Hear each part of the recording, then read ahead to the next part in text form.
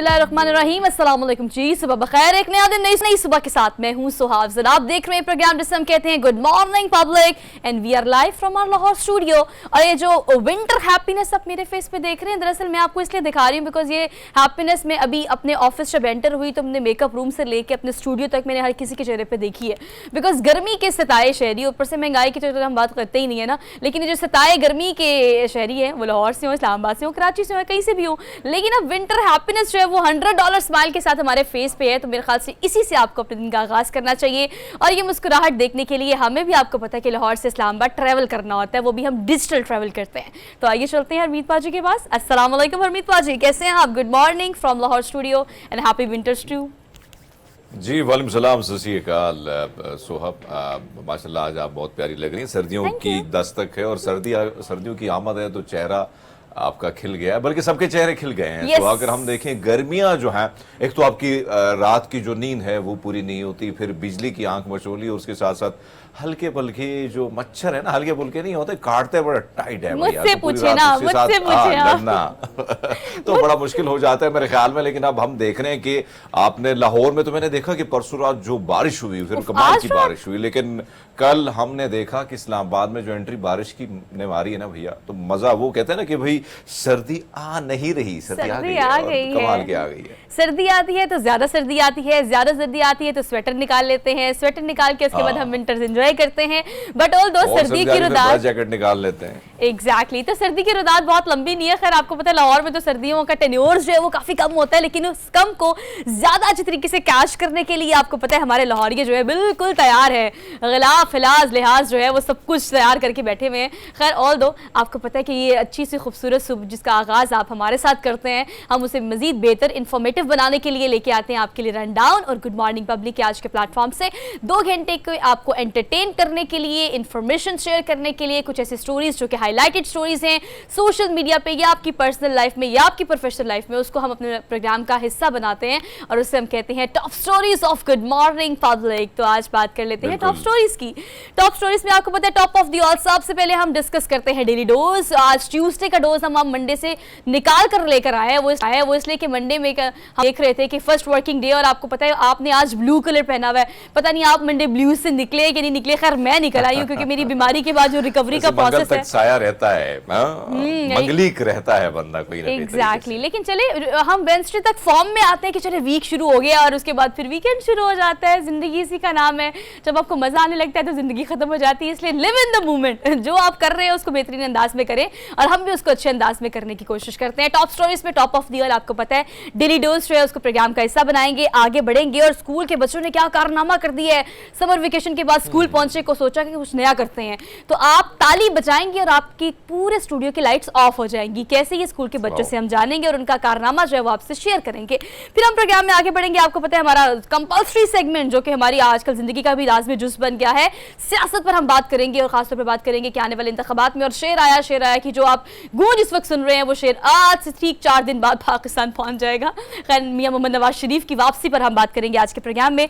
आगे बढ़ेंगे। आज के दिन की मुनासबत से आपको बताएं कि गुर्बत के खात्मे का आलमी दिन मनाया जा रहा है और बस इसकी हमें अशद जरूरत है हरमीत पाजी। गुर्बत के खात्मे का आलमी दिन हम आज मनाएंगे और सारी टेक्निकलिटीज पर बात करेंगे, हमारे मुआशियात हमारे साथ होंगे। उसके बाद आगे बढ़ेंगे और कबूतर जा ये ऐसी अलामत है। कबूतर आपको पता है मोहब्बत के पैगामात पहुंचाने के लिए एक ज़माने में, अगर हम बादशाहों की सल्तनत की बात करें तो उस ज़माने में पैगाम रसा के तौर पर ये कबूतर काम किया करते थे। लेकिन हमारे पास आज भी एक ऐसा एक बंदा मौजूद है या एक ऐसी पर्सनालिटी जिनको कबूतरों से इतना प्यार है कि 28 साल एक कबूतर आज भी उनके पास उनके बच्चों की तरह एक पेट के तौर पर उन्होंने संभाला हुआ उसको। तो उनसे आपकी मुलाकात कराएंगे और उनसे उनकी स्टोरी सुनेंगे और वो आज गुड मॉर्निंग पब्लिक के गेस्ट होंगे। आगे बढ़ेंगे। Last but not the least कहा जाता है कि हफ्ते में 2-3 दफा आपको ऑयलिंग जरूर करनी चाहिए। मैं सिर्फ सर के ऑयलिंग की बात कर रही हूँ और खवातीन के इस मसले की बात कर रही हूँ, लेकिन मुख्तलिफ अशिया से तैयार करदा ऑयल जो है वो आपकी जिंदगी में क्या किरदार अदा कर सकते हैं, आप कितना मुस्तफीद हो सकते हैं और आपको कितना इस्तेमाल करना चाहिए ऑयल का। अगर हम खाने की बात करें या रोजमर्रा जिंदगी की बात करें तो आपको ये ऑयल जो है वो माहिर तिब इस हवाले से क्या कहते हैं कि कितना लाजमी जुज़्व होना चाहिए आपकी जिंदगी का और आप इससे कितना ज्यादा दूर भागते हैं, इस पर आज के प्रोग्राम में डिटेल में बात करेंगे। So we are done with our top stories for today. आगे बढ़ते हैं, ज्यादा कदम आगे नहीं बढ़ाने, बस 2-3 कदम बढ़ाएंगे तो डेली डोज की तरफ चल पड़ेंगे। तो डेली डोज आज के प्रोग्राम का हिस्सा होगा। तो आज शुरू कर लेते हैं डेली डोज, आपका, मेरा, हरमीत पाजी का, हमारी प्रोडक्शन टीम का, हमारे स्क्रीन के उस पर बैठे व्यूवर्स का, यानी हमारी पब्लिक का मोस्ट डिमांडिंग ये सेगमेंट जिसे हम कहते हैं पब्लिक का डेली डोज। पहला डोज आपको देते हैं, और पहला डोज जो है वो बड़ा ही अनोखा अजीबो गरीब से, पता नहीं मतलब आप ये लड़ाई यहाँ से शुरू हुई थी हरमीत पाजी कि अंडा पहले आए कि मुर्गी। लेकिन खैर इस अगर बहस से हम निकले तो आपको पता है कि घर हो या बाहर हो, आपको पता है ख़वातीन के बगैर घर चलता नहीं है। और मर्द हजरात की बात करें तो वो ख़वातीन से, ख़वातीन की बात करें तो वो मर्द हजरात से मिल के घर बनाते हैं।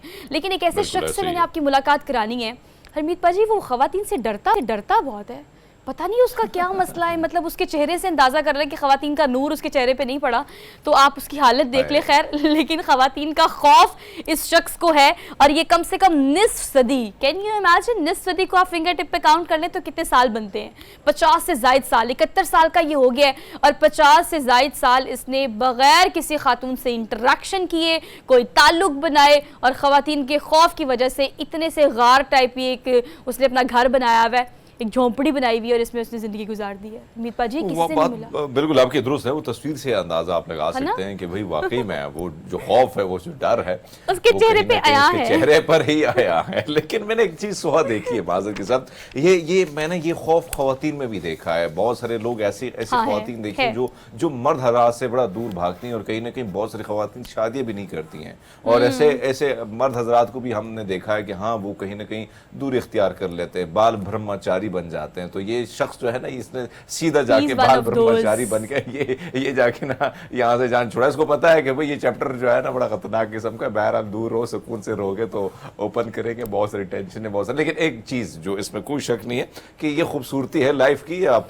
का जो पार्टनर है वो चाहे मेल है फीमेल है, आपके इर्द गिर्द जो घूमने वाले किरदार है, ये एक अहम किरदार है जिसकी की वजह से जिंदगी में जो रौनकें हैं वो दोबाला हो जाती है। लेकिन पाजी ने उसके चेहरे से रौनकें जो हैं वो भी घर निकल गए वही। और आपको पता है, देखिए हरमीत पाजी, मैंने आगाज ही इस तरह से किया था कि देखिए मर्द खवातीन के साथ, खवातीन मर्द हजरात के साथ, एक घर की अगर हम बात करें तो एक माँ की सूरत में हो, बहन की सूरत में हो, बेटी की सूरत में हो, बहू की सूरत में हो, एक औरत जो है वो घर बनाती है। लेकिन जनाब अब हम इस, खैर बहस बहुत लंबी हो जाएगी, लेकिन अगर हम इस शख्स की मैं आपको सिर्फ कहानी क्विकली सुना दूं तो आपको पता है इस कम्युनिटी की जो खवातीन हैं वो इसके पहनने के लिए कपड़े या खाने जो है वो सेहन में फेंक देती थी, जो इसने अपनी झोंपड़ी बनाई हुई है उसके सेहन में। तो ये उनके सामने नहीं आता था, मतलब झोंपड़ी में फेंक दिए, जो आपका छोटा सा एक बरामदा टाइप जो उसने बनाया हुआ है। और मतलब इतना भी क्या पर्दा किसकी है, किस चीज़ की पर्दादारी है, खैर ये इसको ही पता है। और कोई खौफ किसी चीज़ से शुरू होगा और ज़िंदगी अब इसकी ख़त्म होने वाली है, और इसने ये रिकॉर्ड भी काम कर दिया कि खातून के बगैर, किसी भी खातून के बगैर उसकी ज़िंदगी में ये हमारा शेख रशीद है। मतलब ओहो, वैसे हमारे शेख रशीद साहब बहुत प्यारे हैं। की अलग बात है, वो शादी नहीं कर रहे, बाकी तो घुल मिल जाते हैं, लेकिन ये पाजी दूर इख्तियार कर लिए इन्होंने। ये चलें, आप बिल्कुल ठीक कह रहे हैं, लेकिन हमारे शेख रशीद साहब बड़े प्यारे हैं, बड़े क्यूट है, और आपको पता है कि उनकी क्यूटनेस की जो तबसरे हैं वो कहाँ कहाँ होते हैं। खैर इनकी क्यूटनेस तो किल हो गई है, आधी सदी औरतों के बगैर इन्होंने गुजार दी, और ये खौफ जो है वो आप देख सकते हैं ऑन स्क्रीन। आगे बढ़ते हैं, अगली खबर पर चलते हैं। अगली खबर जो हमने आपको देनी है, सुबह सुबह मेरी तो सुबह कॉफ़ी के बगैर नहीं होती, और फिर कॉफ़ी हो स्टारबक्स की तो फिर क्या ही बात है। लेकिन अब उस स्टारबक्स की कॉफ़ी पीने के लिए आपको किसी मुल्क से बाहर जाके किसी ऐसी आउटलेट पर जाने की ज़रूरत नहीं है। You can try at home, मतलब आप घर पे भी स्टारबक्स की कॉफ़ी ट्राई कर सकते हैं। कैसे कर सकते हैं मैं आपको बताती हूँ। इतने महंगे दामों बिकने वाली ये कॉफ़ी, जिसके मुलाजमीन जो वहाँ काम करते हैं, एक ऐसा मुलाजिम जिसको बरतरफ कर दिया कंपनी ने, वजूहात क्या थी खैर उस पर हम नहीं जाएंगे, लेकिन उसको बरतरफ कर दिया। जब मुलाजमत से निकाला, उसने क्या किया, उसने कहा हम तो डूबेंगे सनम, तुम्हें भी ले डूबेंगे। उसने तमाम तर रेसिपीज जो है वो बाकायदा, जो एक मिकदार स्पेसिफिक आपको पता है कॉफ़ी में डलती है, वो शुगर हो, कॉफ़ी की हो या XYZ जो भी उसके इंग्रेडिएंट्स होते हैं, उसने बाकायदा तौर पर 1 2 3 ऐसे 4 पेजेस, ये जो मैं आपको ऑन स्क्रीन दिखा रही हूँ, खैर आपने सोशल मीडिया पे देखे होंगे, ये चारों पेजेस उसने डाल दिए इंटरनेट पे, सोशल मीडिया पे। ले जी जनाब, इतने महंगे पैसे देकर आपको कॉफ़ी पीने की जरूरत नहीं है, you can try at home. तो ये लेकिन सोहा एक चीज जो मैंने देखा है ना कि बहुत सारे लोग, उसमें से एक शख्स के पास फार्मूला होता है और फिर कहीं ना कहीं वो रेसिपी जो है वो कहीं ना कहीं उस रेस्टोरेंट्स को, उस खाने को बड़ा कामयाबी बना देती है, पूरी दुनिया में उसकी वाह वाह होती है। मैं अगर अपने लोकल एक शहर की बात करूं, मर्दान का एक पेड़ा है, वो मक्खन से बनता है, बड़ा उसका टेस्ट बड़ा मजे का होता है।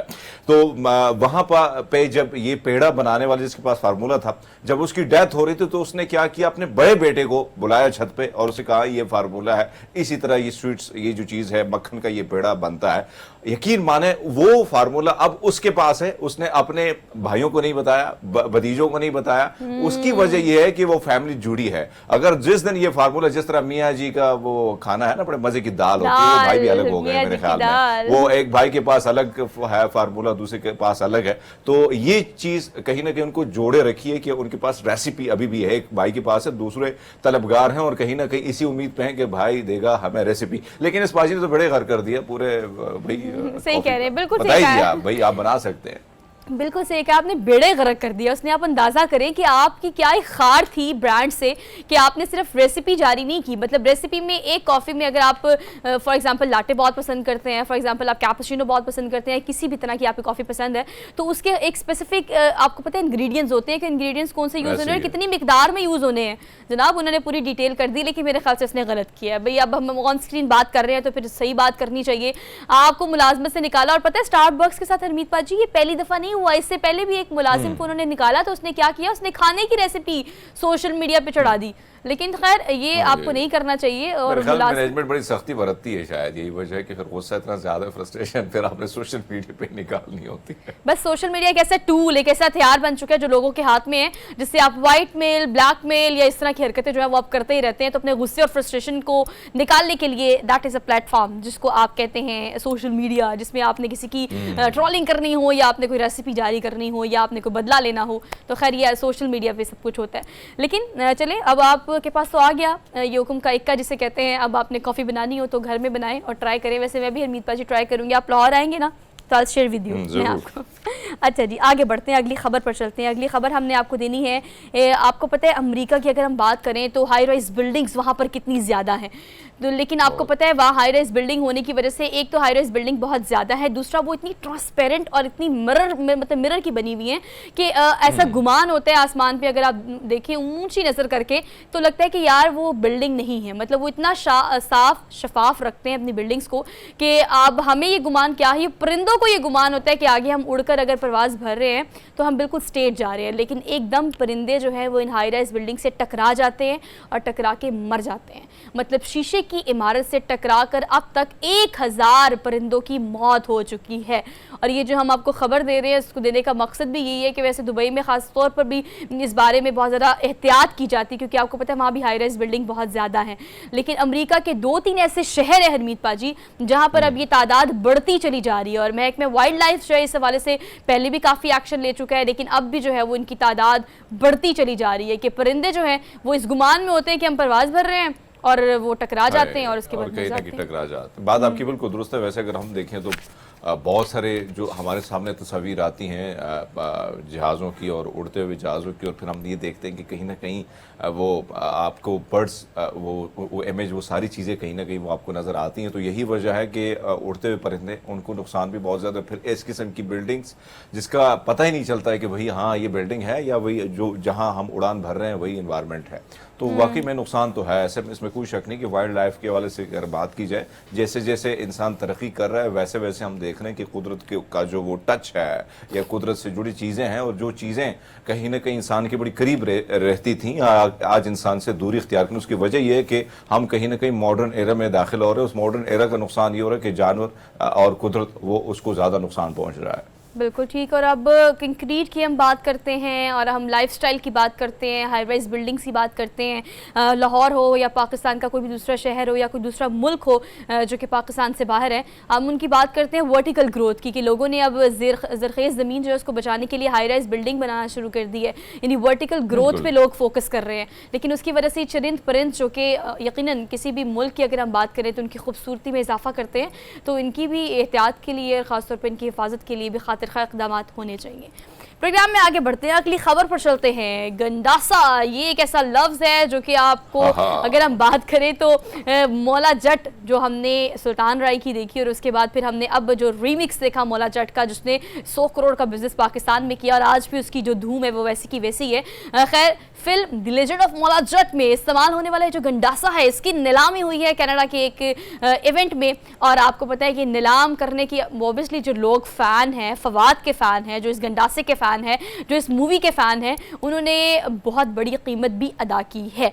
मतलब $50,000 में हरमीत बाजी गंडासा नीलाम हुआ है जो कि पाकिस्तान तकरीबन 1 करोड़ रुपए बनते हैं। ये एक चैरिटी का इवेंट था जिसमें इस गंडासे को नीलाम किया गया और अब ये जो पैसे हैं वो कैंसर के जितने भी मरीज़ हैं उनके इलाज मुआवजे के लिए इस्तेमाल होंगे और जो कि मेरे ख्याल से एक नोबल कॉज है, एक अच्छी बात है। लेकिन वहाँ मुझे सबसे बड़ी अच्छी बात ये लास्ट वाले जो आपने की बड़ी अच्छी लगी। कहीं ना कहीं वही पैसा किसी इंसान की खिदमत खल्क में अगर वो कोई मजबूर है, किसी कोई बीमार है तो उसके को ही नजर किया जाता है। लेकिन गंडासे की अगर बात करें सोहा, वैसे अगर मैं बात करूं अंदरूनी पंजाब जहां पे मैं जाता रहता हूं मुख्तलिफ इलाकों में, एक चीज जो मैंने देखी है कि हाँ बुजुर्गों के पास अब भी वही गंडासा, क्योंकि पंजाब का कल्चर बड़ा खूबसूरत कल्चर था। और अगर एक बात की जाए बैसाखी, जब का बैसाखी का मेला होता है या ननकाना साहब में बाबा जी का जन्मदिन होता है या करतारपुर साहब की बात की जाए तो मैंने देखा है कि जितने भी वहां के सरदार हैं, बुजुर्ग सरदार, उनके पास गंडासा होता है। और अक्सर तो मैंने कई दफा उनसे लेकर वही तस्वीरें खींची है, लेकिन बड़ा मजा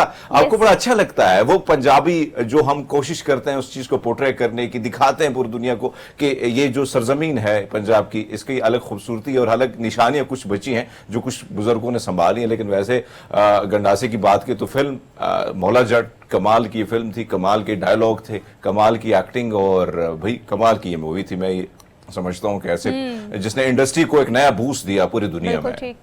लॉलीवुड की जब हम बात करते हैं ना अरमीत बाजी, तो यकीनन हम इस चीज़ का बहुत लंबे अरसे से इंतज़ार कर रहे थे कि ऐसी प्रोडक्शन आए, ऐसी डायरेक्शन आए, ऐसी एक्टिंग देखने को मिले जो कि हमारे माजी में ऐसे किरदार रह चुके हैं जिस किरदार को दोबारा से जगाने की ज़रूरत है।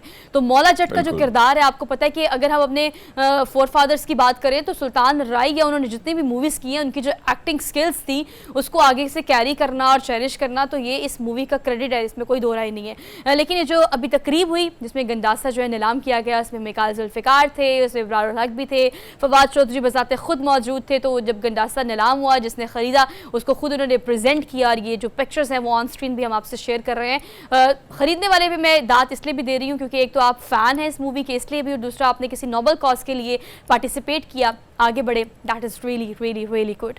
आगे बढ़ते हैं हम, आपको अगली खबर देनी है। अगली खबर हमने आपको देनी है कि देखें आपको घूमना फिरना चाहिए। अगर मेरे पीछे यहाँ पर स्क्रीन पर पीछे वेव्स लगा दी जाए और पीछे कोई समंदर का एक सीन क्रिएट कर दिया जाए जो मेरे पीछे वॉल लगी हुई है तो मैं भी यहाँ बैठ कहूँगी Armeet I am live from Miami, मैं मियामी से लाइव हूँ आपके साथ। तो देखिए पीछे कितना खूबसूरत व्यू है, लेकिन बाद में क्या हो थोड़ा जूम आउट करें मेरे कैमरे को तो यहाँ पे मेरे चेयर्स भी पड़ी हो, यहाँ LCD भी पड़ी हो और फिर मैं रोना शुरू कर दूँ कि नहीं यार आई am live from my Lahore studio, मैं मियामी से नहीं हूँ। लेकिन जनाब ये जो वीडियो आप देख रहे हैं, ओ माय गॉड, जब मैंने इसको देखा तो इसको देख के मुझे भी एक दफ़ा हुआ यार ज़िंदगी छोटी सी है, घूमना फिरना चाहिए, घरों से निकले, घूमे फिरे।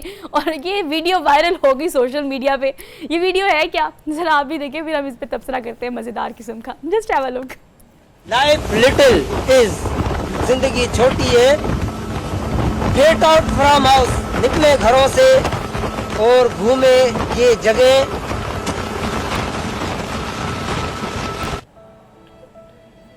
अच्छा वैसे बाद में अगर देखें ये मैंने तकरीबन आज से 20 दिन पहले सोशल मीडिया पे अपलोड की थी और मैं मुझे जब मिली तो मुझे बड़ी हैरानी हुई कि हाँ ये बड़े मजे से समंदर में ये जाके जो बात ये कर रहे हैं मुझे बड़ा अच्छा लगा कि हाँ जिंदगी तो मुख्तसर सी है, घूमना फिरना चाहिए। और वैसे तो समंदरों के बोझों में अगर आप इस तरह घूमते फिरते जा रहे हैं तो एक अलग व्यू और सारी चीजों को आप जिस तरह खुली आंखों से देखते हैं। तो फिर लास्ट में जब मैंने देखा कि बच्चों की तरह जब ये रोने लगे, हाय कमाल की ये वीडियो है, बड़े मजे की। लेकिन बात वही है कि जिंदगी मुख्तसर है और खुली आंखों से जो आप देखते हैं वो कभी कभी सुनहरी यादें भी बन जाती है। और सारी उम्र जो है कहीं ना कहीं जब आप बैठते हैं और किस्से कहानी अपनी जिंदगी की सुनाते हैं तो आप एक एक जगह का, एक एक इलाके का और उसका खाना पीना, उसके लोगों की तर्ज जिंदगी, वो सारी चीजों को जब आप बयान करते हैं तो जो सुनने वाले हैं, जो बैठे हैं आपके आस पास, उनको भी मजा आता है। लेकिन मैं भूल गई हरमीत पाजी, ये वीडियो आप ही ने तो मुझे फॉरवर्ड की थी। जब मैंने इस वीडियो को देखा तो मैंने सोचा हरमीत पाजी ने मुझे क्या भेजा, जरा व्हाट्सएप खोल के देखूं तो देखा अच्छा मुझे वो बता रहे थे कि सोहा मैं बहुत घूमता हूँ, तुम भी घूमा करो। जब मैंने वीडियो की असल हकीकत देखी तो मुझे अंदाजा हुआ कि हमारा भी हाल इससे कुछ ज़्यादा मुख्तलिफ नहीं है। हम भी ऐसे रोते हैं, वो इसलिए क्योंकि रोज़ाना आपके सामने आकर बैठकर शो करना होता है, तो हम कोई ऐसे ट्रैवल प्लान कर नहीं सकते। लेकिन मेरे ख्याल से ट्रैवलिंग प्लान करनी चाहिए। हरमीत पाजी कहते हैं सफ़र बेहतरीन यूनिवर्सिटी है, जितना आप सफ़र में सीखते हैं आप किसी चीज़ से नहीं सीखते। तो ओवर द वीकेंड चाहे एक दिन के लिए 1.5 दिन के लिए जस्ट टेक अ ब्रेक, जाएं घूमे फिरे, क्योंकि ज़िंदगी छोटी है, घरों से बाहर निकलें, लाइफ इज़ सो लिटिल, तो इसका भी आपने ख्याल रखना है। So we are done with our daily dose for today. सी ब्रेक लेनी है, वापस आएंगे ब्रेक के बाद। आपने हमारे साथ में ना keep watching good morning public.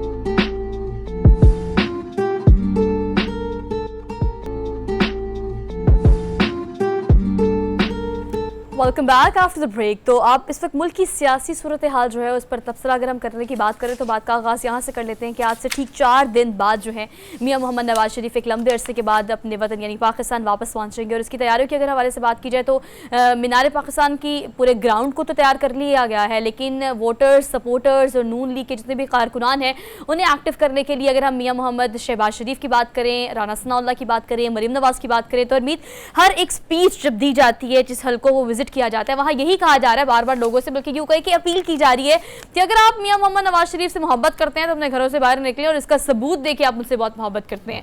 तो ये जो अपील हमें देखने में नजर आ रही है, खैर ये तो ऑन ग्राउंड ही समझ आएगा हमें उस दिन के कितनी बड़ी तादाद में लोग निकलते हैं या नहीं निकलते, लेकिन आप क्या एक्सपेक्ट कर रहे हैं इस हवाले से?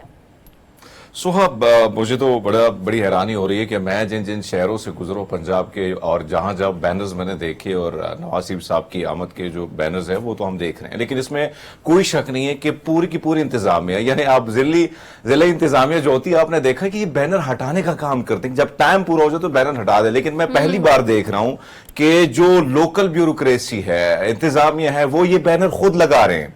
लेकिन अवाम की जानिब से जो बात आप कर रही हैं कि रद्द-ए-अमल क्या है, वो फैसलाबाद में आपने देख लिया, वो गुजरावाले में छोटे से बच्चों का रद्द-ए-अमल आपने देख लिया, जो चीजें हैं, जो रियलिटी है। लेकिन एक बात जो आपने बात की कि इसमें कोई शक नहीं है कि एक एक शख्स को, एक एक वर्कर को, एक एक लीडर को टारगेट दिया गया कि भाई 10-10 बंदे लें पर लाना लाजिम है आप सब पे।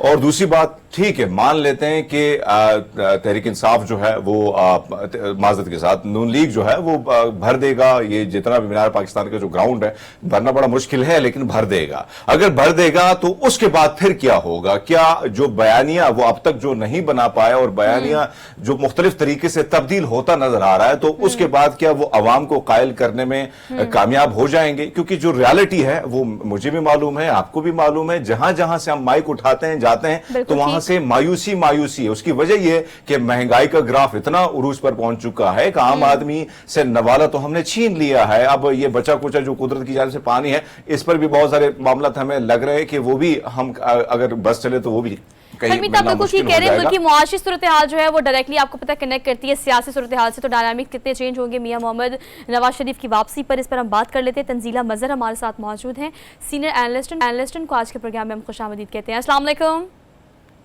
वालेकुम अस्सलाम जी। तंजीला साहिबा, thank you so much for being here, for joining us for good morning public. कहिएगा कि आप क्या देख रही हैं कि कितने डायनामिक्स सियासत के खास तौर पर चेंज हो जाएंगे, नून लीग के लिए कितना सूटेबल होगा ये आने वाले इंतखाबात में अगर मियां मोहम्मद नवाज शरीफ वापस आ जाते हैं तो?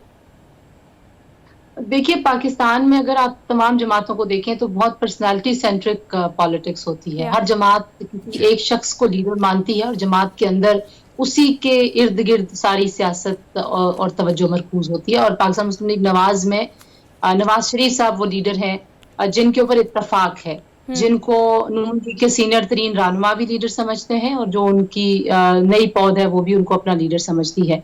तो एक तो मेरा ख्याल है कि पार्टी के अंदर जो डिवाइड था, मरीम नवाज साहिबा को जो जिम्मेदारियां दी गई और फिर शहबाज शरीफ साहब और हमजा शहबाज शरीफ साहब को जो रोल्स मिले, चाहे वो सीएम पंजाब की बात हो जाए या जो वजीर आजम बनाया गया शहबाज शरीफ साहब को, तो काफी डिवाइड था।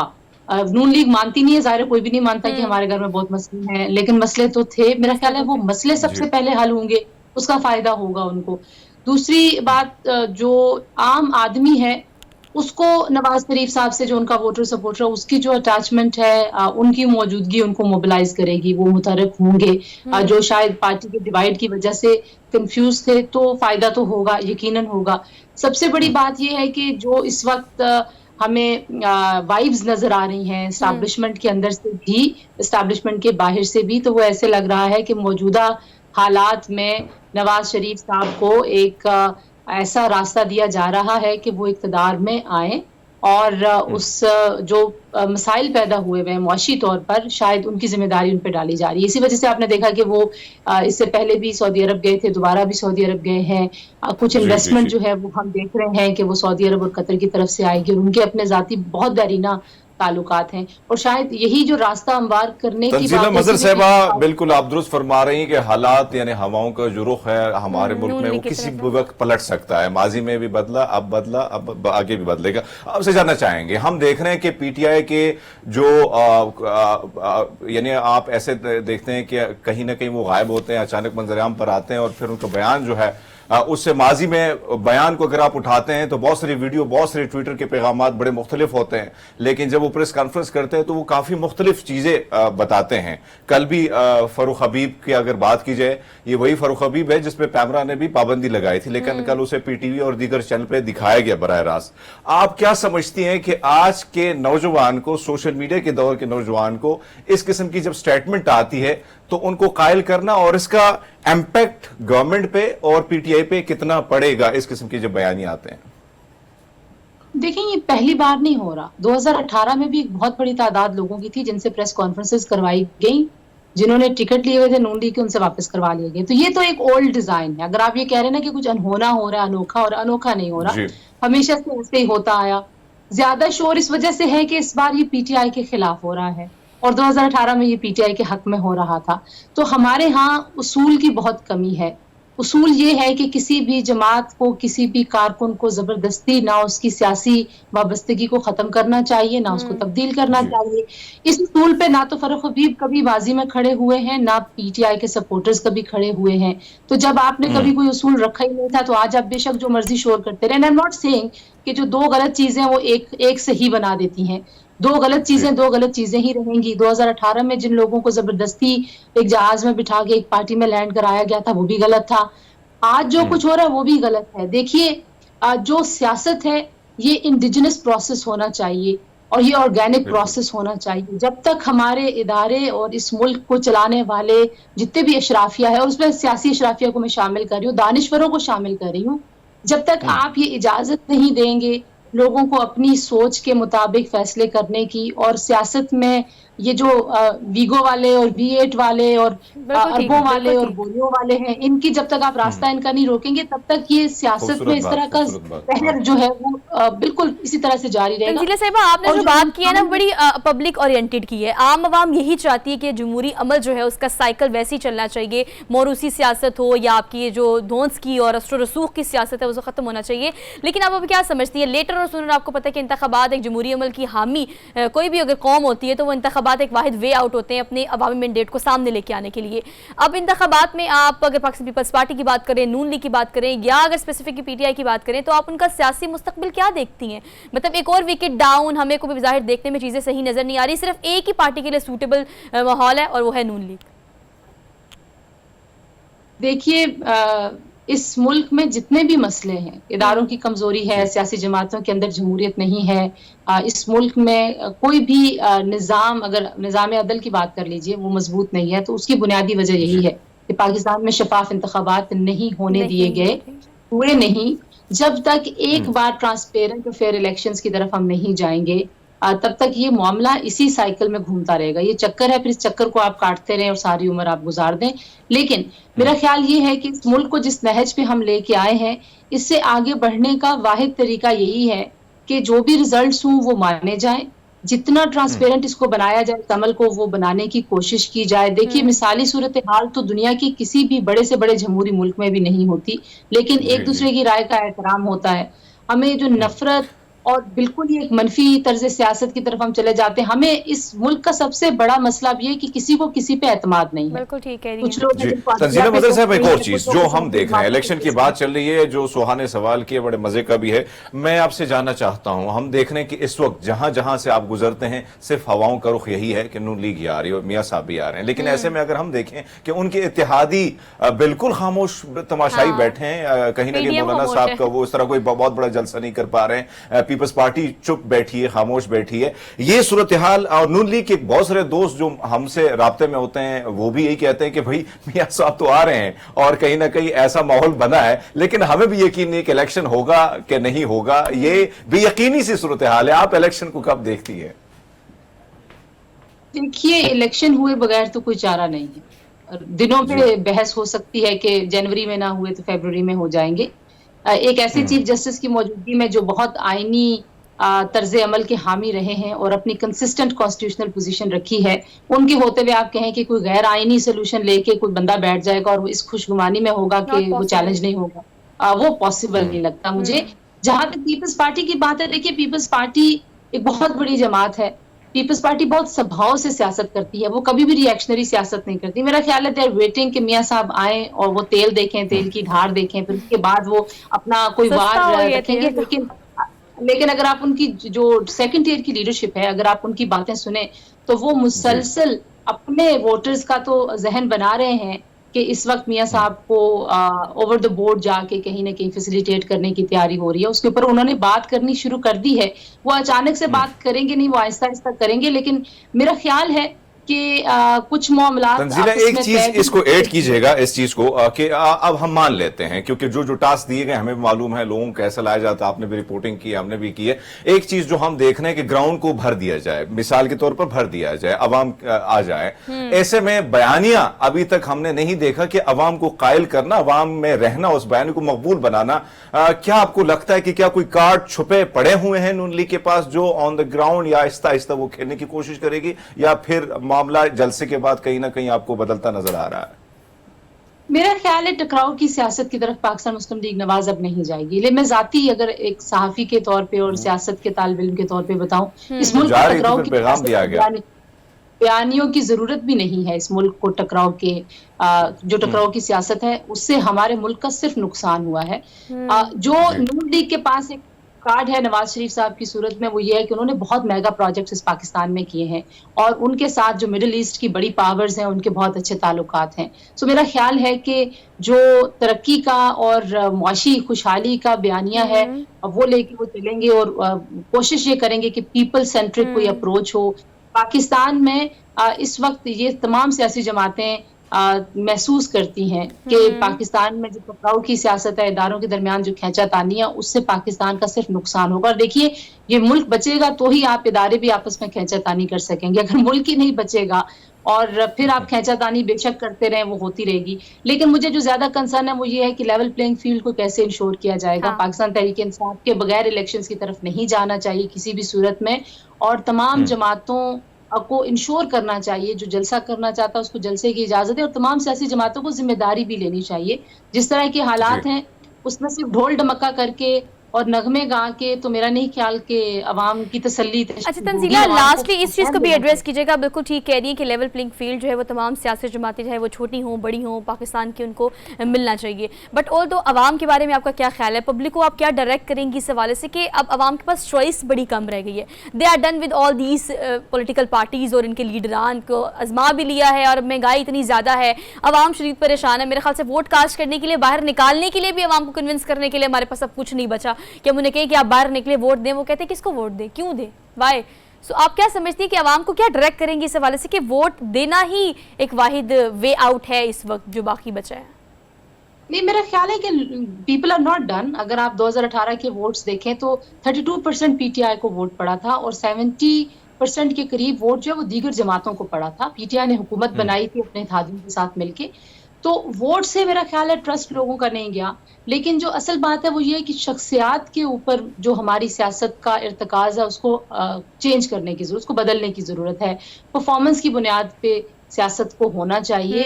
अच्छे साफ सुथरे लोगों को सियासत में शमूलियत की इजाजत होनी चाहिए, जिसके पास करोड़ों अरबों नहीं है, जिसका बड़ा डेरा नहीं है। ये जो ताकत का सारा महवर है ना कि आपके पास पैसे हों तो आप बड़े सियासी लीडर बन सकते हैं, तो ही आपका थानेदार आपकी बात मानेगा, ये सारा का सारा चेंज करने की जरूरत है। अब वक्त लगेगा, जाहिर है दिहाइयों का हमने सीखा हुआ पाकिस्तान में। बड़ा मसला ये कि आपने अनलर्न कैसे कराना है लोगों को। लेकिन मेरा ख्याल है कि लोगों का लोगों को ऐसी कोई मायूसी नहीं है जमहूरी तर्ज अमल से और alright Tanzila Mazhar, thank you so much for being here. आपकी एक बात बिल्कुल ठीक मर्जी, सियासी सूरत हाल, माशी सूरत हाल मुल्क की ख़राब हो जाए, लेकिन हम देख रहे हैं उम्मीद के अवाम जो है कहीं ना कहीं कोई उम्मीद बर नहीं आती, कोई सूरत नज़र नहीं आती। वो सिचुएशन तो है, लेकिन फिर भी अवाम को ये लगता है कि बस अवामी मैंडेट सामने लाने के लिए इंतखाबात किसी भी मुल्क के लिए, किसी भी जमहूरी मुल्क के लिए एक वाहिद रास्ता है जिससे अवामी मैंडेट को सामने लेके आया जा सकता है। तो अवाम मेरे ख्याल से इस वक्त इंतखाबात की तैयारी भी कर रही हैं और उसके लिए इंतज़ार भी कर रही हैं, और अवाम को बाहर निकलना भी चाहिए। उम्मीद बात बिल्कुल आपकी दुरुस्त है। तंजीला साहिबा ने बड़ी खूबसूरत गुफ्तगू की, और मैं समझता हूँ कि उमूमन जो हम देख रहे हैं कि हमारा सियासी जो महवर है कहीं ना कहीं वो शख्सियात के इर्द गिर्द घूमता है, और कहीं ना कहीं हम ये नहीं देखते कि उस शख्स ने, उस पार्टी ने क्या किया क्या नहीं किया। बहुत सारी चीजें हमारे सामने आई हैं, लेकिन बहरहाल हम जो अभी आगे नहीं बढ़ पा रहे हैं उसकी वजूहात भी यही है कि माजी से भी हमने कुछ नहीं सीखा।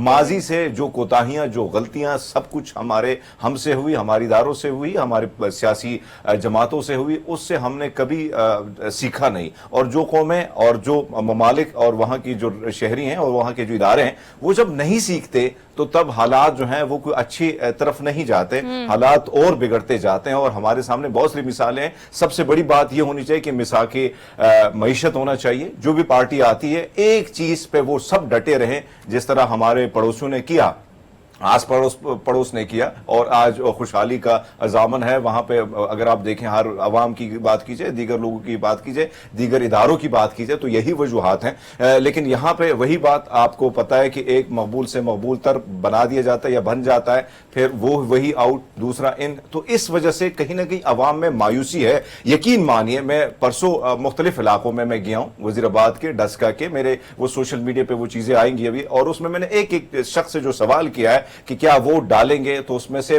मायूसी थी कि वोट क्यों डाले, क्या दिया है हमें, हमारे लीडर ने क्या दिया। लेकिन तो ये जो मायूसी, ठीक कह रहे हैं, अवाम इस कदर ही मायूस है, लेकिन हमारा पैगाम यही है कि अपना वोट जो है उसका सही इस्तेमाल जरूर करें, अपने घरों से बाहर निकल के कोशिश करें कि इसको यूटिलाइज करें। एक ब्रेक ले लिए, वापस आते हैं एक ब्रेक के बाद। Keep watching, good morning public.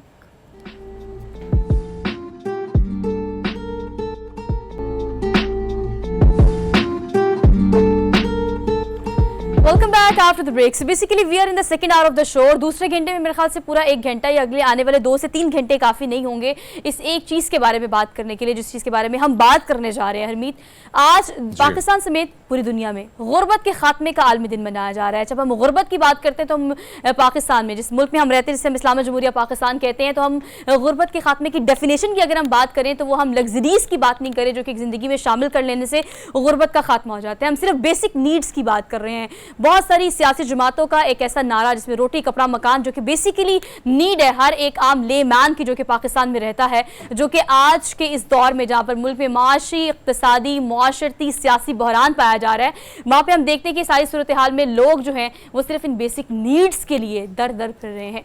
आज प्रोग्राम में बात करेंगे गुर्बत के खात्मे के आलमी दिन के मौके पर, लेकिन मेरे ख्याल से हम बीइंग एन एंकर हमें इतना ज़्यादा तमहीद बांधने की जरूरत ही नहीं है, बिकॉज वो लोग जो दरअसल गुर्बत के खात्मे के लिए काम कर रहे हैं, जिनका ताल्लुक किसी हुकूमत से नहीं है, इनका ताल्लुक किसी कंसर्न डिपार्टमेंट से नहीं है, सिर्फ वो इंसानियत की खिदमत के लिए दिन रात कोशिश है कि गुर्बत के खात्मे के लिए, पाकिस्तान के लिए, पाकिस्तान की आवाम के लिए कुछ कर सकें। उनको आज मैं पैनल के तौर पर अपने प्रोग्राम में हमने उनको इन्वाइट किया है, उनका तारुफ आपसे करवाऊंगी। लेकिन उस पैनल पर जाने से पहले आवाम क्या रिव्यू करती है गुर्बत के खात्मे के आलमी दिन के मौके पर, वो गरीब आवाम क्या कहती है, इस पर कुछ रिव्यूज़ हैं आवाम के, ज़रा वो देख कर वापस हैं, फिर प्रोग्राम को कंटिन्यू करते हैं। जस्ट शाबालू। हमारे पहले जो आज से 2-3 साल पहले ना, हम इस तनख्वाह में गुजारा, अभी हमारे 15 दिन नहीं निकलते। इतनी महंगाई ज़्यादा डबल हो गई जी पहले के, गुर्बत में बहुत ज़्यादा इजाफा हो गया। मैं जिस तरह देखा है कि पहले जो निस्बत थी उससे 2 हिस्से ज़्यादा, बल्कि 3 हिस्से ज़्यादा बढ़ गई हर चीज़। पहले इतनी गुर्बत नहीं थी, जो कुछ भी था वो सही था। जब से हमारी ज़िंदगी है, अपनी ज़िंदगी देखते चले आ रहे हैं, बड़े शुभ फराज आए, ऊंचा ऊंचाई नीचे देखते रहे, गुर्बत देखते रहे। अब जो है गुर्बत का ग्राफ बहुत नीचे चला गया। अवाम परेशान है, कहाँ जाएं, किसके पास जाएं, किसे फरियाद, कोई फरियाद सुनने वाला नहीं है। गुर्बत और फलाही चक्की में जो पिछले अवाम मज़ीद तबाही बर्बादी के दाने में चले गई है। पहले हालात ठीक है ऐसी, हुण जड़ा ना 4-5 सालों तो महंगाई ज़्यादा है, गरीब आम है, की करे बंदा, ते किराए पूरे करिए कि रोटी पूरी करिए, की करिए, माड़े बंदे की कर सकते। अब इस दौर में जो है ना 4 गुना महंगाई ज़्यादा है पहले दौर से, यानी 2 साल ला लो 3 लगा लो, अब जो है ना 4 गुना ज़्यादा है, गुर्बत में इजाफा। हाँ जी, गुर्बत इतनी हो गई है जितना कोई हिसाब ही नहीं है। ठीक है, अब इतनी चीज़ें महंगी हो गई हैं, आटा, चीनी, घी, हर चीज़ महंगी कर दी है। सबको पता है, मेरे अकेला नहीं है मुतालिबा, ज्यादती हुआ। गुर्बत का इजाफा हुआ है बहुत ज़्यादा। अब तो कारोबार भी नहीं है, बिल्कुल ख़त्म हो गए हैं। महंगाई की वजह से ना जो कारोबार है ना वो भी लोगों के बहुत कम है, पहले की निस्बत अब बहुत कम है कारोबार। बस हुण भी उन्नी है ना, पहले फर्क पिया ते ना हुण फर्क पिया। इजाफा ही होया, पहले घट सी, मुड़ के जो अगला बंदा पैगा वो तेज़ करेगा, फिर होर पैगा तो वो तेज़ करेगा, लेकिन घट वाला जो काम इन्हें ना किसी दे विच भी नहीं गएगा। असल में 2 साल पहले अगर हमारी सैलरी थी 20,000 रुपया, फ़र्ज़ करें, उसमें हम अच्छा गुजारा कर रहे थे, कोई किसी किस्म का घर में मसला नहीं था, परेशानी नहीं थी, बीवी का खर्चा, बच्चों का खर्चा, स्कूल की फीसिस वगैरह अच्छे तरीके से मतलब पे हो रही थी। लेकिन अब 40,000 भी हो गई है ना, तो अब गुजारा नहीं हो रहा। महंगाई की वजह से गुर्बत में इजाफा हुआ है। गुर्बत में बहुत ज़्यादा इजाफा हो गया है, 100% इजाफा हो गया है। ये आवाम मरे जा रही है, आप लोगों को होश ही नहीं है, आप अपने वो बजाय बाजे बजा रहे हैं, इधर से आ रहा है उधर से आ रहा है, किसी को शर्म ही नहीं है आवाम के लिए। आवाम सो रही है, क्या कर रही है बेचारी, भूखी मर रही है आवाम। खुदा के लिए कुछ करो इनके लिए। हरमीत, हमारे पास जो अवामी रिव्यू आता है ना, उसमें तो अक्सर औकात अवाम जो है वो बात करते वक्त रो पड़ते हैं, बल्कि पब्लिक न्यूज़ की स्क्रीन पर आपने बहुत सारे ऐसे रिव्यूज़ देखे होंगे। खैर, इस पर हम बात करेंगे। हमारे साथ जो पैनल मौजूद है उनका तारुफ मैं आपसे करवा देती हूँ। डॉक्टर हुसनैन जावेद हमारे साथ मौजूद है, माहिर माशियात हैं, तो माशी सूरत हाल पर इनसे तबसरा लेंगे। सैयद ज़फ़र अब्बास जाफरी साहब हमारे साथ मौजूद हैं, समाजी कारकुन, इनसे बेहतरीन कंसर्न पर्सनैलिटी आज के दिन की मुनासबत से हो सकती नहीं थी, क्योंकि वो जिस तरह से इंसानियत की खिदमत के लिए पेश है, वो ज़लज़ला हो, सैलाब हो, कोई भी इस तरह की नागहानी सूरत हाल पाकिस्तान में हो या गुर्बत के खात्मे के लिए उनकी खिदमत जो है वो काबिल सत्ताइश है। तो आप दोनों को आज के प्रोग्राम में खुशामदीद कहते हैं। सैयद ज़फ़र अब्बास साहब, आपसे आगाज़ कर लेती हूँ। आपके लिए गुर्बत के खात्मे के आलमी दिन के मौका पर अगर मैं सिर्फ गुर्बत की डेफिनेशन पाकिस्तान के कॉन्टेक्स्ट में अगर मैं आपसे पूछूँ तो वो क्या है? एक गरीब हम पाकिस्तान में किसे कहते हैं? मैं आपके सवाल का बहुत मुख्तसर जवाब दूंगा कि दुनिया का अगर कोई भी इदारा गरीबों की रजिस्ट्रेशन कर रहा है तो पाकिस्तान आगे 18 करोड़ आवाम की कम से कम रजिस्ट्रेशन कर ले, जो इस साल मिडिल क्लास फैमिलीज़ जो हैं वो गुर्बत की लकीर से नीचे चली गई हैं। और अभी आपके जो पैकेज चल रहा था उसके अंदर एक शख्स ने बोला कि मैं कुछ 1 साल 2 साल पहले 20,000 में महीना गुजार लेता था। आप यकीन जाने आज 80 गज के घर का जितना बड़ा किसी अमीर के घर में बाथरूम होता है, वॉशरूम होता है, उतने बड़े घर में रहने वाले शख्स का बिजली का बिल कराची में 40,000 रुपए आ रहा है, जिसके ख़ानदान में किसी के घर में स्प्लिट नहीं होगा, एसी नहीं होगा, जिसके बच्चे 1.5 लाख रुपए फीस वाले स्कूल में नहीं पढ़ते, सरकारी स्कूलों में पढ़ते हैं, जहां सर्दी में हवाएं आती हैं क्योंकि खिड़की नहीं होती, और गर्मी में बच्चा पसीने में बह रहा होता है क्योंकि पंखा नहीं होता क्लास में। उनके घरों का बिल उनकी आमदनी से 4 गुना ज्यादा आ रहा है। अभी घर के रेंट की बात नहीं हो रही, मैं मिडिल क्लास फैमिलीज की बात कर रहा हूं, जिनकी तनख्वाहें 40-50 हजार या 1 लाख रुपए भी थी। जिसकी 1 लाख रुपए भी तनख्वाह थी, उसके घर का राशन अगर 15,000 में आता था, आज 40,000 में नहीं आ रहा। जिनकी तनख्वाहें 50,000 थी, मैं अभी इससे पहले भी एक चैनल पे बात कर रहा था, 1 तारीख को मैं मिडिल क्लास फैमिलीज की बात कर रहा हूं, याद रखिएगा, गरीब नहीं, मिडिल क्लास फैमिलीज पाकिस्तान में जो 80% आवाम है, आप यकीन जानिए 1 तारीख को जब तनख्वाह लेके कोई घर पहुंचता है तो शाम 5 बजे के बाद से लेकर और 30 तारीख तक घर में मैयत वाला समा होता है। अभी आप घर पहुंचे हैं, 40,000 रुपए तनख्वाह है, 25,000 रुपए मालिक मकान को दे दीजिए। अब जो 15,000 रुपए बचे हैं, अगर मोटरसाइकिल का पेट्रोल जो 232 से अब 280 पे, शायद 332 से 280 पे आ चुका, अगर उसकी बात कर लें तो 9,000 का पेट्रोल कहीं जहां नौकरी के लिए जाओगे और आओगे खाली। अब उसके बाद जो आपके पास पैसे बचे 3,000, उसमें अगर आटे के सिर्फ 15 किलो आटा लाओगे तो 3,000 रुपए खत्म। अब आगे वो जिंदा कैसे रहेगा? पाकिस्तान का कोई हुक्मरान, कोई वजीर, कोई मिनिस्टर मुझे समझा दे आके, खाली मैं लोगों को समझा दूंगा कि इस 3,000 रुपए में वो जो आटे, सॉरी फॉर द इंटरप्शन, मैं कहती हूँ कि डिस्ट्रीब्यूशन एक घर की 20,000 की अगर कोई सियासतदान आकर हमें करके दे दे तो शायद हम कहें कि चलिए ठीक है, घर चल सकता है। डॉक्टर हुसैन, मैं आपकी जानिब आऊंगी। पाकिस्तान की 87% आबादी ऐसी है जिनकी कुल आमदनी माहाना जो है वो $2 से भी कम है, $2 से भी कम है। तो आप क्या समझते हैं कि जो हम ये क्राइटेरिया सेट करते हैं, या हमारे कंसर्न डिपार्टमेंट्स या हमारी हुकूमत ने हमेशा कहा है कि एक मजदूर की माहाना आमदनी या तनख्वाह इतनी होनी चाहिए, वो कहाँ स्टैंड करता है? अच्छा, सबसे पहले तो ये तकरीबन $1.90 बनती है, जो कि पाकिस्तान के हिसाब से 524.78 रुपए बनती है पर डे। अच्छा, अब अगर आप ये कहते हैं कि 32,000 रुपए अगर इन्होंने अगर बिलो पॉवर्टी लाइन के मुताबिक जो वेज रेट रखा है, ये ऐसा नहीं है। हमेशा जो होता है वो गवर्नमेंट इसके ऊपर स्टे ले आती है, गवर्नमेंट के इदारे इस पे स्टे ले आते हैं। किसी को 15,000 से ज्यादा की सैलरी कभी नहीं मिला करती, कभी नहीं मिला। अच्छा, ये बिल्कुल तमाशा है और ये गलत बात है, और गवर्नमेंट इसके ऊपर किसी किस्म की मॉनेटरी एक्सरसाइजेस नहीं करती। पूरी दुनिया का अगर आप निजाम देख लें तो इस टाइम पर उसके साथ कंपैरिजन में क्या करूं कि पाकिस्तान जो है उस वक्त 40% से ज्यादा गुर्बत की लकीर से नीचे चला गया है, और जो मिडिल इनकम का मामलात हैं, जो आपको मुतवस्सित तबका करते थे, पाकिस्तान से मुकम्मल तौर पे खत्म हो चुका है। अच्छा, ये इसकी अलग एक और बात है कि पाकिस्तान में जेनेटिकली क्राफ्ट लोग हो चुके हैं, चाहे वो ऊपर का लोग हो, नीचे के लोग हो, दरमियान में हो, वो जेनेटिकली करप्ट हो चुके हैं। फॉर एग्जांपल, अगर किसी ने आटे का तोड़ा खैरात के अंदर भी लेना है तो वो 4 से 5 दफा ले लेगा, 6 दफा ले लेगा, वो ये ख्याल नहीं करेगा कि वो किसी और को भी लेने दे। तो इस तरीके से ये सारा मामला बनकर किसी किस्म की पॉलिसी एक्सरसाइज नहीं है, बल्कि ये बढ़ती चली जा रही है। आप डॉक्टर साहब एक चीज ऐड कीजिएगा, डॉक्टर साहब इसी सवाल के साथ ये मैं चाहता हूँ कि सभी जवाब आप दें। डॉक्टर साहब, अगर हम देखें यहाँ पे पेट्रोल की जो प्राइस है वो जब बढ़ती है, लेकिन डॉक्टर हसनैन मेरी आवाज आ रही है? साहब आपको आवाज आ रही है? हरमीत सवाल कर रहे हैं। जी Harmeet, go ahead.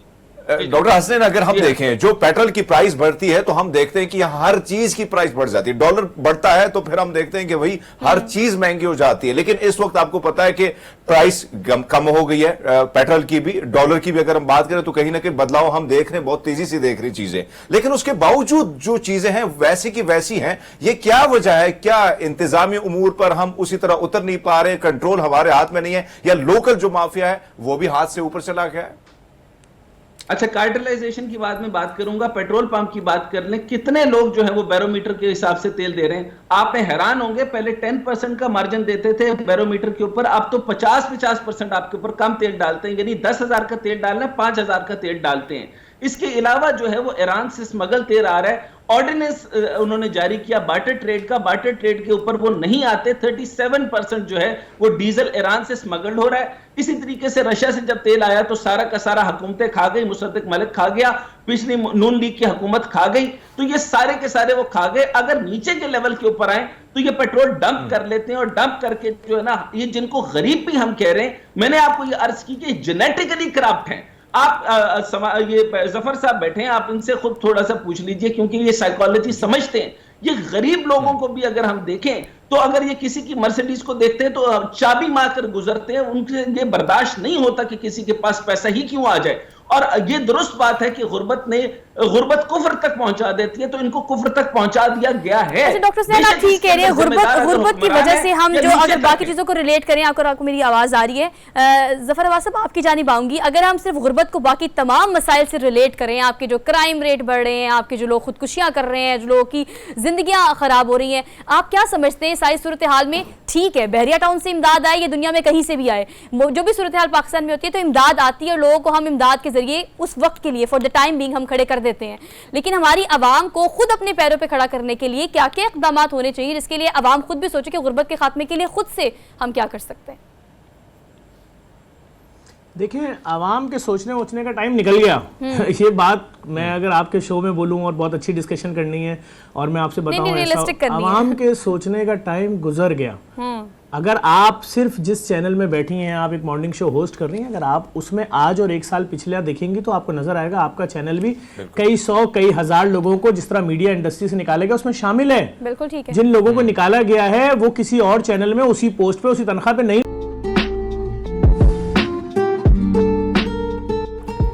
Welcome back after the break. और ये मेरे फ्रेम में कौन आ गया? वैसे मुझे लगा था कि फ्रेम सिर्फ मेरा ही कट होगा, लेकिन चले, ये जो आज मेरे साथ गेस्ट मौजूद है उनका तारुफ मैं आपसे कराऊंगी। लेकिन उससे थोड़ी देर पहले मैं ये बात भी करना चाहती हूँ, उम्मीद कि अगर हम मुगलिया सल्तनत की बात करें या कदीम वक्तों की बात करें तो आपको पता है कबूतर चूँकि एक अमन की अलामत भी समझा जाता है, और उसके साथ साथ पैगाम रसा एक ऐसा मीडियम जिसको हमेशा मोहब्बत के एतबार से अगर बात की जाए या कोई भी पैगाम किसी भी चीज़ का हो, उस ज़माने में पैगाम पहुँचाने के लिए कबूतर एक वाहिद ऐसी मीडियम के तौर पर इसको खूबसूरत परिंदे को इस्तेमाल किया जाता है।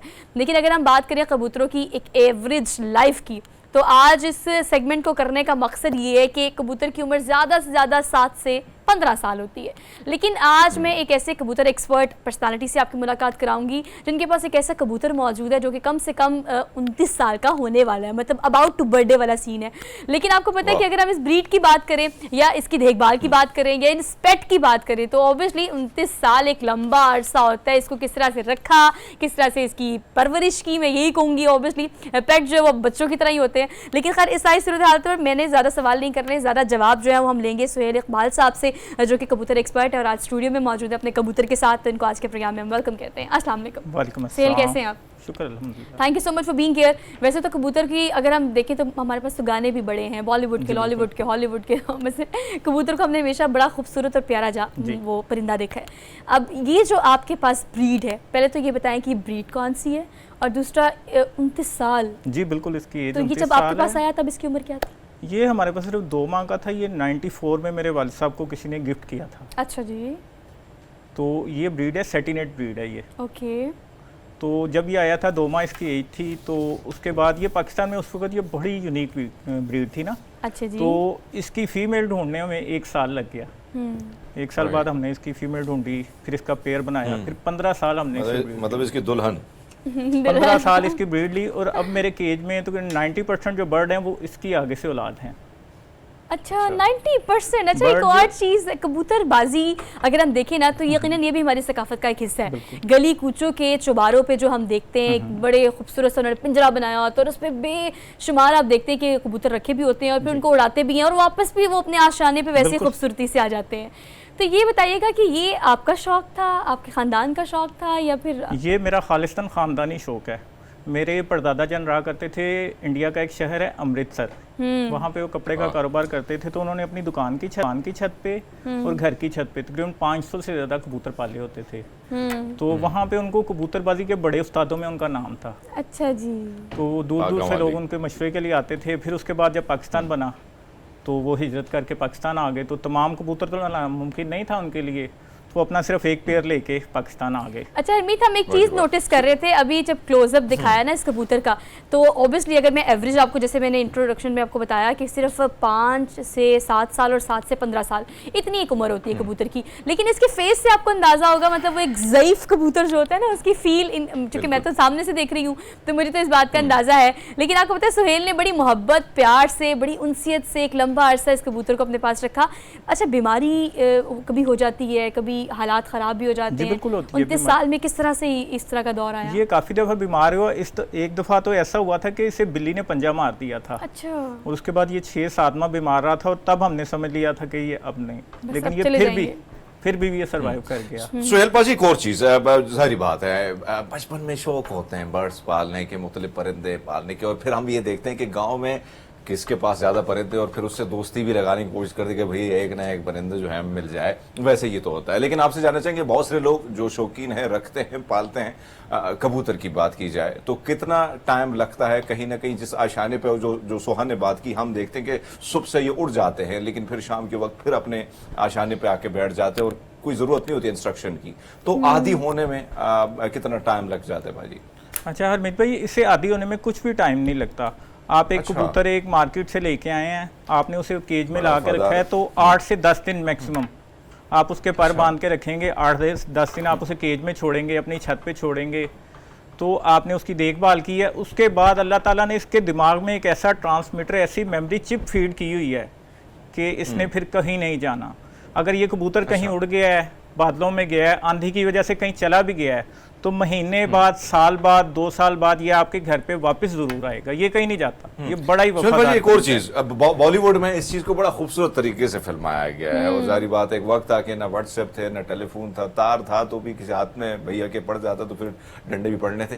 क्या टांका सेट किया हल्का बोल के इस कबूतर से कभी ट्राई मारा है सर आपने कभी? और जी कबूतर से दुनिया में ऐसे ऐसे काम लिए गए हैं ज़माना कदीम में। आपको मैं एक बात बताऊं कि 1719 में इससे ख़तो किताबत का खुफिया पैगाम रसानी का एक काबिल एतमाद तरीका दरियाफ्त किया गया था। और आपको एक मैं बात बताऊं बड़ी इंटरेस्टिंग, कि जंग अव्वल के दौरान बरतानवी फ़ौज में इनको बड़े बड़े ओहदों से नवाजा जाता था। बड़े बड़े ओहदे दिए जाते थे, इनसे जासूसी करवाई जाती थी, खुफिया पैगाम भिजवाए जाते थे। अच्छा बरतानवी फ़ौज के पास ना 2 ज़राए होते थे जासूसी के और पैगाम भिजवाने के। एक वो ट्रेन कुत्तों के जरिए करवाते थे और कबूतर के जरिए।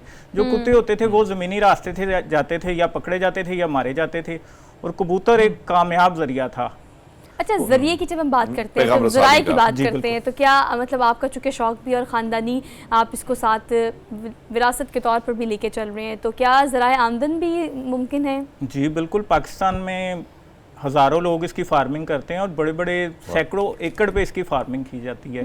अच्छा, अब कबूतर में दो कैटेगरी होती हैं, एक फैंसी कबूतर पालना और एक हाई फ्लायर कबूतर पालना। जो पाकिस्तान के हाई फ्लायर कबूतर है ना, अरब ममालिक में बहुत मशहूर हैं। अरब ममालिक में इसके टूर्नामेंट करवाए जाते हैं। टूर्नामेंट का फॉर्मेट मैं आपको थोड़ा सा बता दूं कि 10 छतों से सुबह के टाइम 10-10 कबूतर उड़े हैं। अच्छा जी। और वहाँ पे टेम्परेचर होता है 50+ गर्मी का। और जो पाकिस्तानी कबूतर हैं वो मैक्सिमम टाइम तक उड़ते हैं, कि सुबह 7 बजे उड़े हैं तो उन्होंने कोई 6 बजे बैठा है, कोई 7 बजे बैठा है। और जो वहाँ के अरबी हजरात हैं वो हर साल पाकिस्तान में आते हैं और लाखों करोड़ों रुपए के कबूतर, टैडी कबूतर, कमगर कबूतर, रॉयल टैडी कबूतर और दीन मिस्त्री वाले एक और चीज, ये तो बड़ी खूबसूरत आपने बात की कि मैं सोच रहा हूँ कि टूर्नामेंट और इस किस्म की बड़े मजे की आपने दुरुस्त बात की। मैं सोचा कि बैट बॉल उठाए होंगे, बड़ा मजा ही आएगा। बस एक चीज जाहिर बात है कि हम घरों में तोते पालते हैं, फिर वो बोली भी वो सीखते हैं। सोहा ने भी बचपन में पाला था, वो भी यही कहता है सोहा गई सोहा गई। सर ऐसे में क्या कबूतर को भाषा जो है वो सिखाई जाती है? नहीं, कबूतर की एक मखसूस जो है ना वही आवाज है अपनी, गुटर गूं वही दिल को बड़ा मोह लेती है, इसकी वही आवाज है। हाँ, और वो खामोशी में बड़ी अच्छा साउंड करती है। लेकिन अच्छा चलिए हम कुछ ऐसी बातें भी कर लेते हैं जो स्टीरियोटाइप है ना। आपको पता है कि अगर मैंने गली मोहल्लों के चौबारों पे खूबसूरत पिंजरों की बात की है जो कि बहुत हाइट में बड़े होते हैं, और कबूतरबाजी इन इलाकों में खासतौर पर अगर हम अंदरून साइड की बात करें तो एक कॉन्सेप्ट है कि यार आप वेले हैं तो आप ये कर रहे हैं, कबूतर उड़ाना कोई काम है, मतलब इस तरह की चीज़ें भी है ना। तो लोग इस कॉन्सेप्ट को इस तरह भी लेते हैं, खासतौर पर अगर पाकिस्तान में हम बात करें तो इसको कहीं ना कहीं किसी ना किसी तबके में बुरा भी समझा जाता है। इसके मैं 2-3 पहलू आपको बताऊंगा। सिर्फ एक मनफी पहलू है, सारे मस्बत हैं। कबूतरबाजी को बुरा इसलिए समझा जाता है कि आपने बिल्कुल वो बात की कि आपने देखा होगा कि ऊंचे ऊंचे चुबारों पे 40-50 फुट ऊंचे जाल बनाए होते हैं। वो इसलिए बनाए होते हैं कि लोगों के टूर्नामेंट के कबूतरों को पकड़ने के लिए। मैंने अगर किसी का कबूतर पकड़ लिया है, आप मेरे पास आए हैं, मैंने नहीं देना, उससे लड़ाई झगड़ा होता है। वो सिर्फ एक मनफी पहलू है, बाकी इसमें सारे मस्बत पहलू। कबूतर एक बड़ा बाबरकत परिंदा है, घर में बड़ी बरकत की अलामत है ना। आप ये सुहेल भाजी एक और चीज, ये सोहा ने जो सवाल किया ना, मैंने वाकई में बहुत सारे, क्योंकि हमारे इलाकों में ये शौक इस किस्म की चीजें रखना आम है, जाहिर बात है। वेला टाइम होता है, फेसबुक इंटरनेट सही काम नहीं करता है, तो फिर काम लोग कहीं ना कहीं शौक पाले रखे। पर एक और चीज सुहेल इकबाल साहब, एक और चीज जो हम देखते हैं कि बहुत सारे घरानों में जब रखे जाते हैं तो कहते हैं नहीं यार ये अच्छा नहीं है, अच्छा शगुन नहीं है। मतलब मैंने ये मैं हिंदुओं की बात नहीं कर रहा हूँ, सिखों की बात नहीं कर रहा हूँ, मुस्लिम की बात कर रहा हूँ।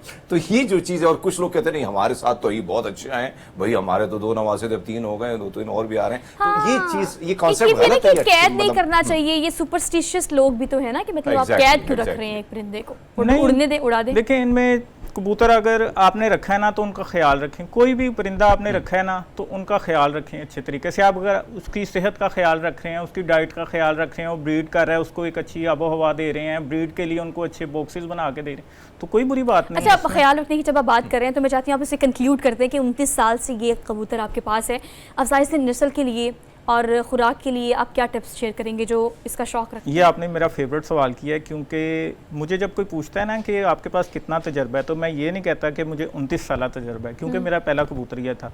मैं उन्हें कहता हूँ कि मेरे पास इकबाल साहब इसी के साथ ऐड कीजिएगा, एक सवाल ऐड कीजिएगा, एक चीज जो ऐड कीजिएगा उसकी वजह यह है कि भाई ये जो आपका कबूतर है 19 साल बाद कहीं दुल्हनिया 1 साल पहले इसको मिली, क्या इसी तरह ये सारे सुस्त होते हैं या कहीं ना कहीं एक्टिव होते हैं, जल्दी जल्दी दुल्हनिया उठा के लेके चले जाते हैं, या इसी तरह स्लो? नहीं, ये बड़ा एक्टिव होता था, लेकिन जब से इसे बिल्ली ने जख्मी किया था उसके बाद से ये जरा सुस्त हो गया हुआ है। अच्छा। लेकिन हम शुक्र करते हैं कि चले जिंदा है हमारे पास। आपका पेट है ना। अच्छा, टिप्स क्विकली टिप्स मैं आपको दे दूं कि मैं आपको बता रहा था कि मेरे पास 29 साल तजर्बा नहीं है, मेरे पास 123 साल तजर्बा है, क्योंकि मेरे परदादा जान से भी मैंने बातें सुनी, दादा जान से भी सुनी। और मैं एक बड़ी इंटरेस्टिंग बात बताऊं, कबूतर एक्सपर्ट है, ये नहीं कह रहे हम सुहेल मेरे दादा जान के बाद ये शौक हुआ मेरे वालिद साहब को। और बड़ी इंटरेस्टिंग बात, मेरी पुप्पो जान ने अपनी शादी से पहले तक इसको कबूतर पालने का बड़ा शौक किया था। और उन्होंने जो मुझे टिप्स दी हुई है ना, अच्छा, कबूतर जो पालते हैं ना लोग, मेरा उनसे एक बहुत बड़ा इख्तलाफ है कि लाखों करोड़ों रुपए की वैक्सीन करते हैं, बहुत इख्तलाफ करते हैं। लेकिन मैं इस चीज़ के बिल्कुल अगेंस्ट हूँ, कबूतर को बिल्कुल वैक्सीन नहीं करनी चाहिए। एक छोटा सा तरीका है, कि आप अपने कबूतरों को हफ्ते में एक दफ़ा देसी लहसुन का जूस पिलाएं। देसी लहसुन, दूसरा नहीं। देसी लहसुन एक ऐसी हैवी एंटीबायोटिक है बगैर किसी साइड इफ़ेक्ट के कि आपके कबूतरों में ना कभी कोई वायरस आता है और ना इन्हें कभी कोई बीमारी लगेगी। तो मेरे ख्याल से जो $100 टिप आपने दे दी है ना, ये हमारी स्क्रीन के सिर्फ देखने वाले वो तमाम लोग जो कि कबूतर पालने के शौकीन हैं, उनके लिए मेरे ख्याल से आज के दिन के लिए तो काफ़ी है। सुहेल साहब, thank you so much for being here. अच्छा लगा आपसे बात। ऑब्वियसली मुश्किल है, आपका शौक है, पेट आपने कबूतर रखना है या कुत्ता या बिल्ली रखना है, वो आपका शौक है और शौक का कोई मोल नहीं होता, तो इसलिए आपको अपना शौक पूरा करना चाहिए। एक ब्रेक लेनी है, वापस आते हैं एक ब्रेक के बाद। Keep watching. Good morning public.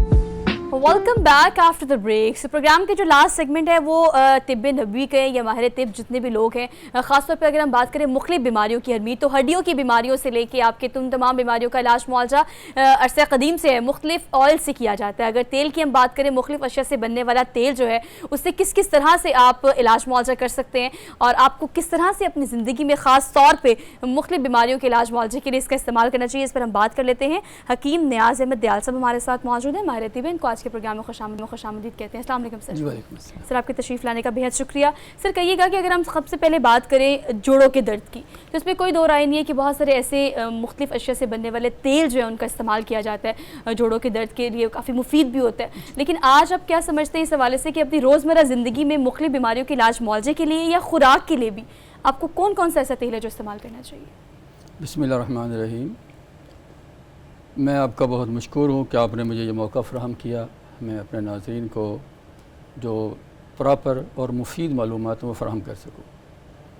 तेल के हवाले से सबसे पहले तो एक ये गलत फहमी कि आज चूँकि मीडिया का दौर है, वो तमाम मालूमात जो आज सोशल मीडिया पे वायरल हैं, ये सदियों से पहले भी जो इसी तरह ही जो हमारे तिबा कराम हैं उनकी तहकीकात और उनके तजर्बात का निचोड़ हैं। तो ये तमाम जितने भी तेल या जितने भी अशिया हैं या जितने भी जड़ी बूटियाँ हैं, ये सारे उस वक्त भी इतने ही मुफीद और इसी तरीके से वो इस्तेमाल हुआ करते थे। बिल्कुल ठीक। तो जहाँ तक आपके सवाल का जवाब है कि तेल जो हैं ये हमारे जिस्म की एक लाजमी ज़रूरत है।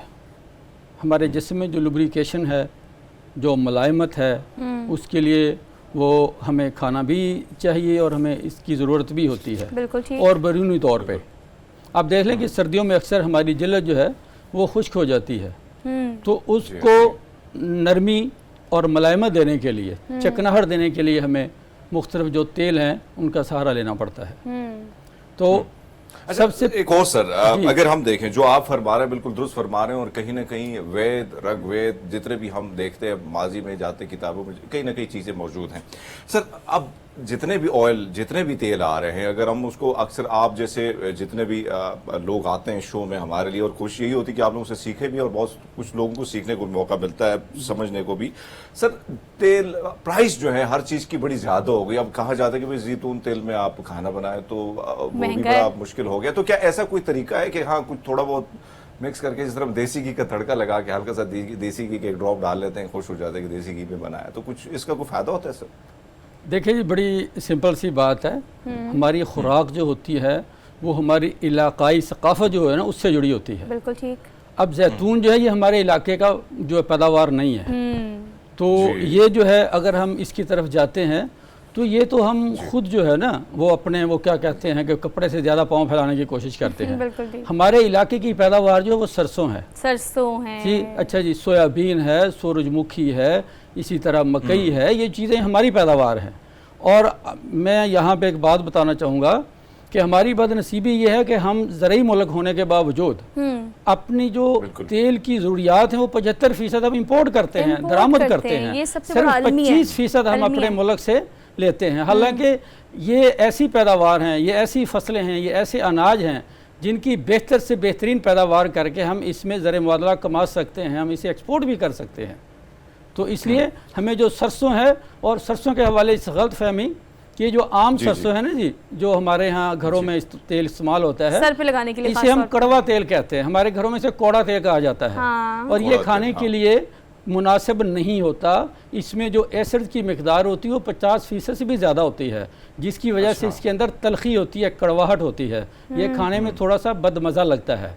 इसके बरक्स चूँकि सरसों की बहुत सी अकसाम हैं, कैनोला ऑयल जिसे हम गोभी सरसों भी कहा जाता है, आप उसका तेल इस्तेमाल करें उसमें खाने के लिए उसके तेल का जायका भी मीठा होता है और उसमें एसिड्स कम होते हैं और ग़िज़ा की जो लज्जत है उसमें भी इजाफा होता है। अच्छा नियाज़ अहमद साहब, एक और चीज़, सर्दियाँ आ रही हैं, स्किन के लिए ख़ासतौर पे बालों के लिए ख़वातीन के बहुत सारे मसाइल है ना, हमारे पास कैस्टर ऑयल है, कोकोनट है, आलमंड है, ऑलिव है, ये सारे ऑयल्स मौजूद हैं, तो स्किन के लिए कौन सा यूज़ करना चाहिए, बालों के लिए कौन सा यूज़ करना चाहिए, इस हवाले से बताइएगा। स्किन के लिए सबसे अच्छा तेल जो है वो सरसों का तेल है, जो मैंने बात की ना, कड़वा तेल। फेस पे भी लगाना हो तो, जो फेस में अगर लगाना हो तो उसके लिए भी ये ठीक है, लेकिन आम तौर पे जो चूँकि हमारे ये जो ब्यूटिशियन हजरात हैं या जो मीडिया वाले सोशल मीडिया पे जो चीज़ें वायरल होती हैं वो आम तौर पे नारियल के तेल को ना ज़्यादा अहमियत प्रेफर करते हैं। हाँ जी, हालांकि ऐसा कुछ नहीं है। नारियल का तेल अगर आप मुसलसल बालों में इस्तेमाल करें तो आपके बाल वक्त से पहले सफ़ेद होना शुरू हो जाते हैं। अच्छा, वो आपकी बालों की जड़ों में ऐसे मादे पैदा कर देते हैं जिसमें बालों में सफ़ेदी आनी शुरू हो जाती है। लेकिन कहा तो ये जाता है कि बालों की जो आपने देखी होगी, आप जो बात करें हम यानी ये सरसों का तेल बड़ा आम था और बड़ा आम इस्तेमाल होता था, लेकिन अब हम आहिस्ता आहिस्ता देख रहे हैं कि कहीं ना कहीं तेल तो है लेकिन लोग जो हैं फिर वो स्मेल से भागना शुरू कर देते हैं। नई जनरेशन है, उनको खुशबू वाले तेल बड़े ज़्यादा अच्छे लगते हैं। ये कितना बड़ा नुकसान है? क्या इसका मसाज आफ्ते में, अगर नई जनरेशन है उनको चाहिए खुशबू वाले तेल जिस तरह मुख्तलिफ फ्लेवर्स में आए हुए हैं, तो ऐसे में ये तेल जो है सरसों वाला, इसका अगर नहीं करना चाहे तो आफ्ते में कितना इस्तेमाल होना चाहिए ताकि कुछ ना कुछ बाल आपके बेहतर रहे? देखिए जी, इसके लिए एक बेहतरीन बात तो ये है कि ये जो मालिश या मसाज, ये सदियों पहले कदीम से हमारे जो मुख्तलिफ जिस्मानी अमराज हैं उनके लिए इस्तेमाल होता, ये तरीका जो इस्तेमाल होता आ रहा है। मालिश दरअसल आपके जिस्म में जो ऑक्सीजन का जो एक फैलाव होता है ना जी, उसको बढ़ाती है। जिस तरह ये जो हम जब ये मुख्तलिफ बीमारियों के अद्वियात खाते हैं ना, ये अद्वियात भी ब्लड वार्मर होती हैं, ये खून को गर्म करती हैं, खून की सर्कुलेशन बेहतर होती है तो हमें उसके बेहतर फ़ायदे मिलते हैं।